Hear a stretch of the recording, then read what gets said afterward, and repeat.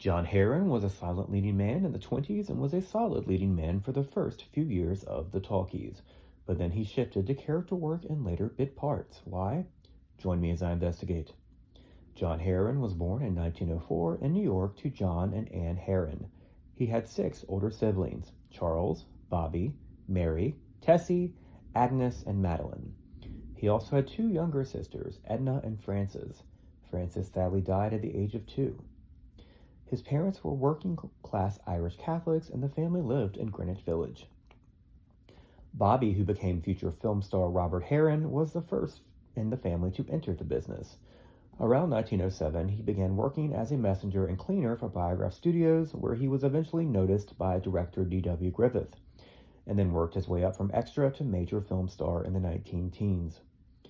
In 1918, Mary, Tessie, and John followed Bobby into the business and appeared in bit parts in his hit film Hearts of the World, which also starred Dorothy and Lillian Gish.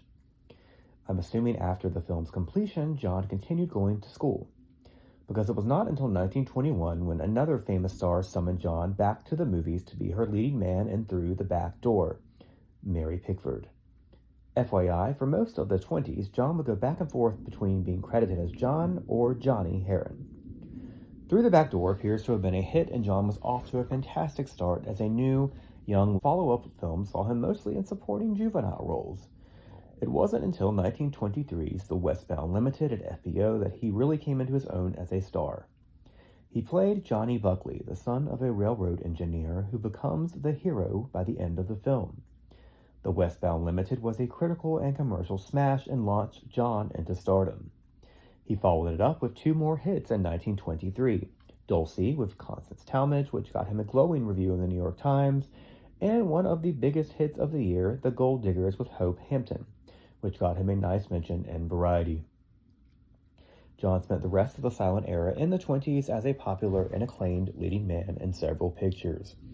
Highlights included 1924's Behind the Curtain, 1925's Below the Line, which also starred Rin Tin Tin, The Gilded Highway in 1926 with Dorothy DeVore, The Boyfriend with Marceline Day that same year, 1927's Closed Gates with Jane Novak, and 1928's Their Hour with Dorothy Sebastian.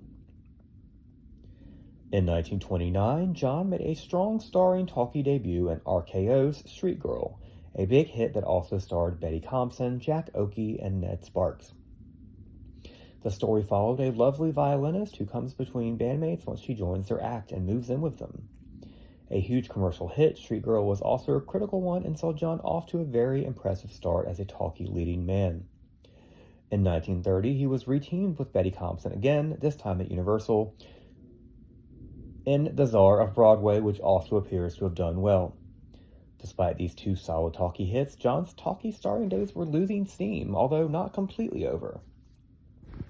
After some supporting turns in A pictures like 1931's Laugh and Get Rich, John was able to find some starring roles again at Poverty Row Studios. In 1932, he starred with Madge Bellamy, Robert Fraser, and Bela Lugosi in the cult classic White Zombie, which ended up being released through United Artists. In 1934, he starred with Phyllis Barrington and Henry B. Walthall in the nice mystery picture The Murder in the Museum. While his performances in these 2 films were great, John spent the remainder of the 1930s moving between bit parts in A pictures and supporting parts in B pictures. However, John still gave his usual top-level performances, no matter the size of the role.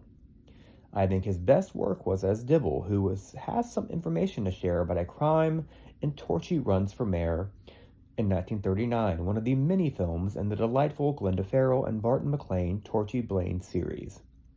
He also was under contract at Warner Brothers, where he appeared in several memorable bit parts through the remainder of the decade, including several Bette Davis films. Off the screen, John married actress Betty Egan in 1929, and they had 1 child, Colleen.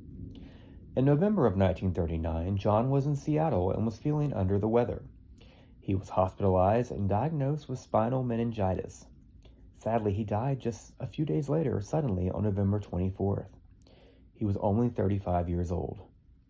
John's early death sadly wasn't the only one among his siblings. Charles died in his early 20s in a car accident.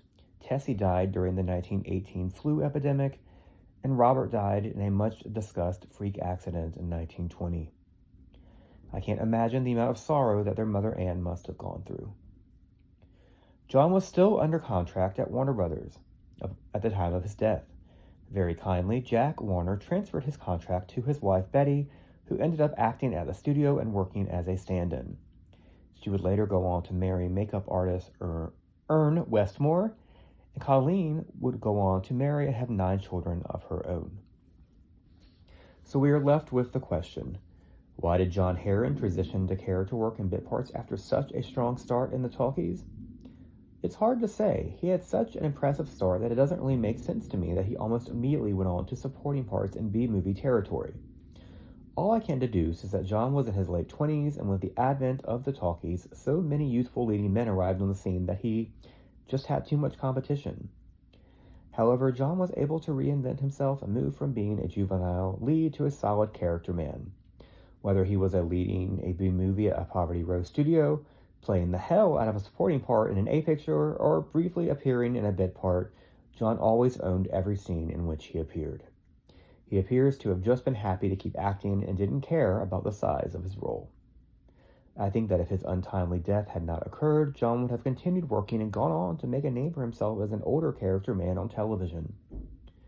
John Harron was a true talent and legend who deserves to be more well known. Please check out one of his films today. You can find a number of John's films on YouTube: Through the Back Door, The Westbound Limited, Street Girl, White Zombie, and The Murder in the Museum. You can also catch Torchy Runs for Mayor quite often on TCM.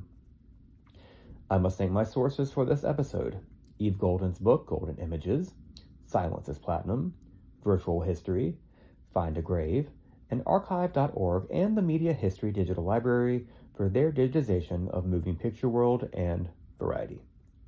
Please like and subscribe or follow this account if you want to learn more about the history of silent film stars whose stardom lasted only briefly in the talkies.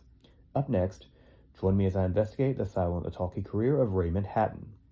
Thank you so much for joining me. Have a great day.